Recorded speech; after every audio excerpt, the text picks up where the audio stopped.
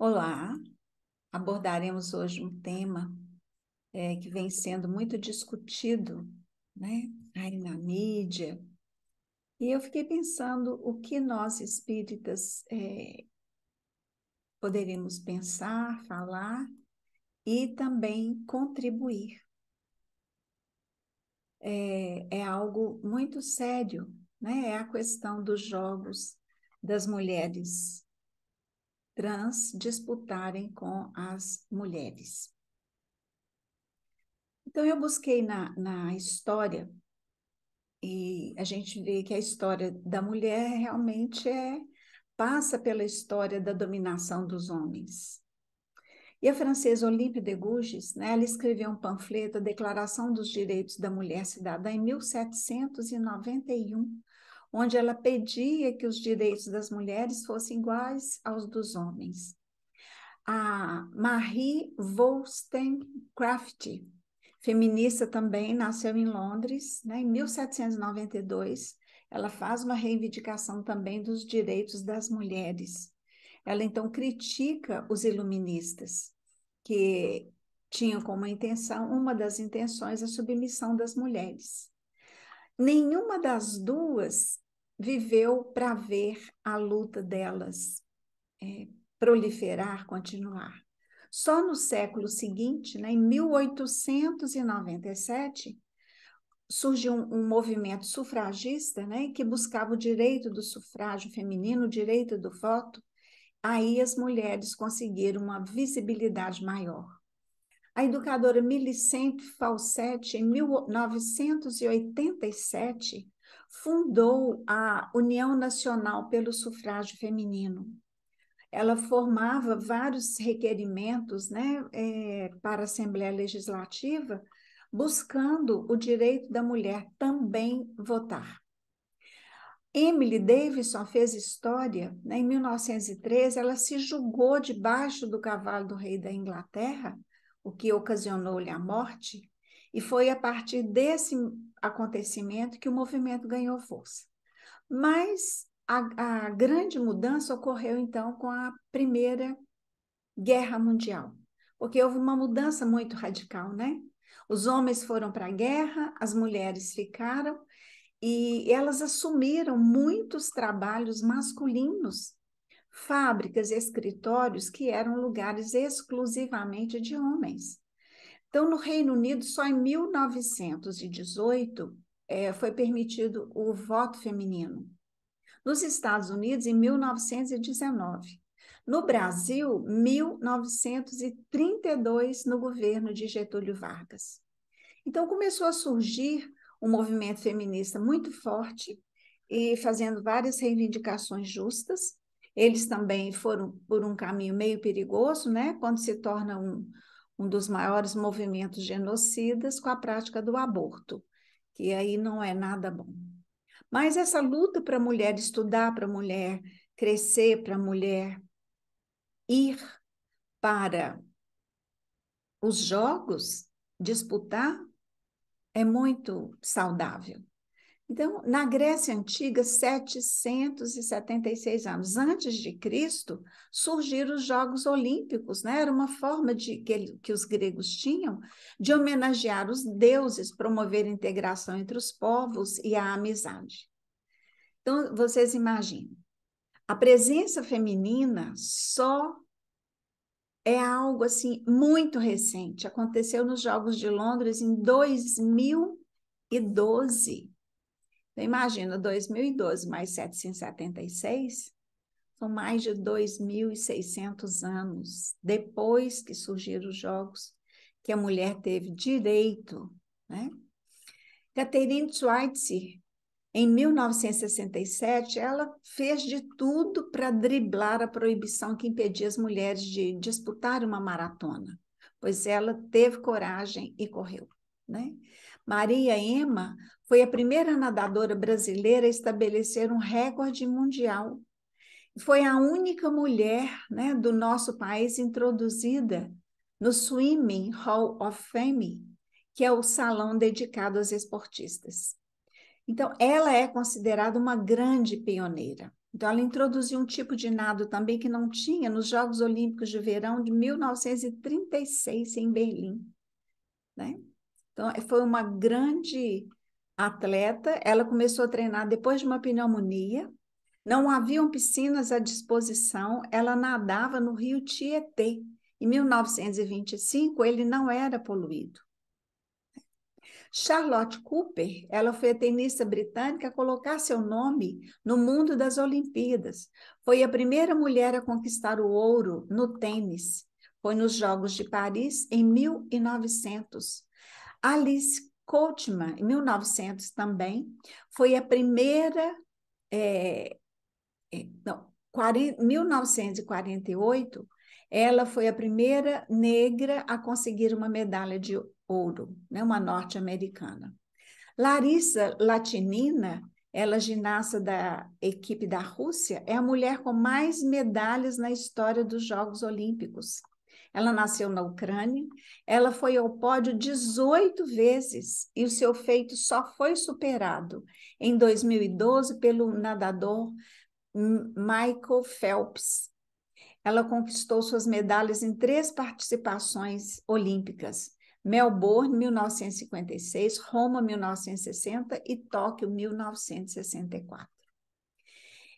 E Helena Isinbaeva, saltadora de vara, né, 2 vezes campeã olímpica, 8 vezes campeã mundial, foi considerada em 3 ocasiões a melhor atleta do ano, além de ser a primeira mulher que ultrapassou 5 metros. Ela bateu seu próprio recorde do mundo 28 vezes, ao ar livre em espaço coberto, algo que talvez a gente nunca mais veja.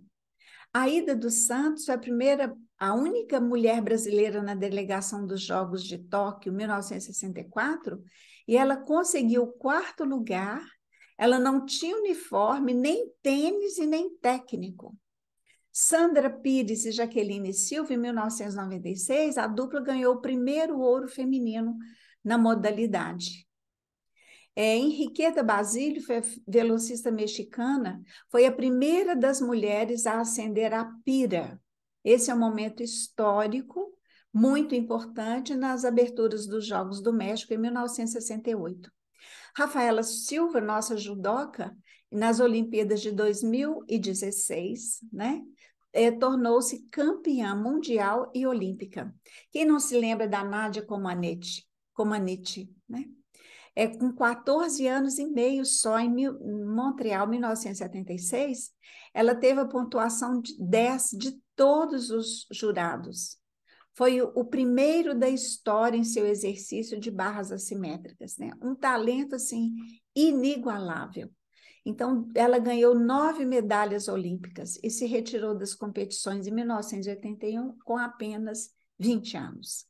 A alpinista da província de Guipúzcoa, na Espanha, subiu com 16 anos o Monte Blanc e com 28 o Everest, seu primeiro dos picos de 8 metros. Ela está no livro dos recordes do alpinismo, né? Porque ela conseguiu o heróico ato de subir 14 cumes com mais de 8.000 metros. Nossa Marta é a única jogadora de futebol que conseguiu ganhar 5 vezes consecutivas o prêmio da FIFA, a melhor jogadora do mundo, e 8 anos depois ela recebeu outro título. Em 131 partidas, ela fez 111 gols. É um espetáculo. Jutta Klein-Smith, ela ficou também consagrada, né? É apaixonada por carros. E ela iniciou sua carreira como piloto de motos em Dakar, em 1988. Depois foi para o carro como copiloto e venceu sua primeira etapa em 1997, sendo a primeira mulher que conseguiu essa façanha. Em Rally Dakar de 2001, ela conseguiu a vitória final na categoria de carros, né? É algo espetacular. Ellen MacArthur também, né? Em 2005, ela decidiu dar um passo à frente e deu a volta ao mundo sozinha. E foi a mais rápida até esse momento, né? 71 dias, 14 horas, 18 minutos e 33 segundos. Um dia e 8 horas e meia a menos que o francês Francis Joyon. Após a sua retirada, ela se dedicou à proteção dos oceanos com a sua fundação MacArthur. Então, são muitos os feitos das mulheres, né? E lá no Livro dos Espíritos, na pergunta 817, fala, são iguais, né, o homem e a mulher em relação aos seus direitos? Claro, nós temos os mesmos direitos, os nossos deveres é que são diferentes. É natural que a mulher, fisicamente, ela é mais frágil do que o homem, né? Nós somos XX e o homem é XY. Mas isso tudo tem uma razão de ser. Essa força física, braçal, mais rude, mais forte, é própria dos homens, né?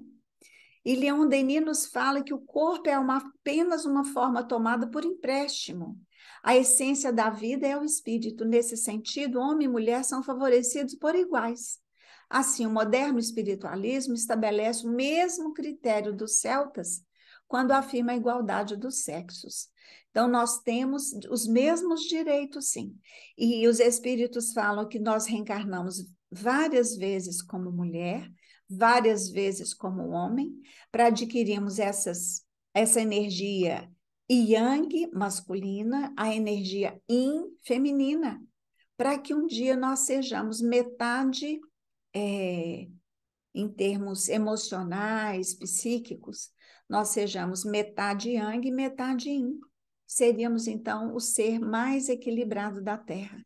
Joana de Ângeles afirma que Jesus é esse ser mais equilibrado, porque ele psiquicamente falando, ele é 50% masculino e 50% feminino. Então, vendo hoje essa luta das mulheres, perdendo todos os títulos para as mulheres trans, não é justo, não é lógico. Basta usarmos um pouco do nosso raciocínio, é só raciocinar, né? As mulheres trans são XY. Biologicamente falando, elas são homens. Isso não vai mudar nunca. Biologicamente falando, geneticamente falando, nós somos XY, homem, e XX, mulher. Então, é ilógico como que um XY, que é muito mais forte fisicamente, vai competir com uma XX. Então, nós poderíamos sugerir, por que não fazer a Trans-Olimpíada? Olha, seria algo notável, seria a primeira vez na história do planeta. Reúne todas as mulheres trans de todos os países, todas que querem participar, e faz a sua disputa. É muito justo. Não temos nada contra ninguém que faça as suas escolhas sexuais, ok. Que façam, querem fazer cirurgias, ok. Homens que querem tomar hormônios femininos porque se sentem mulheres, ok.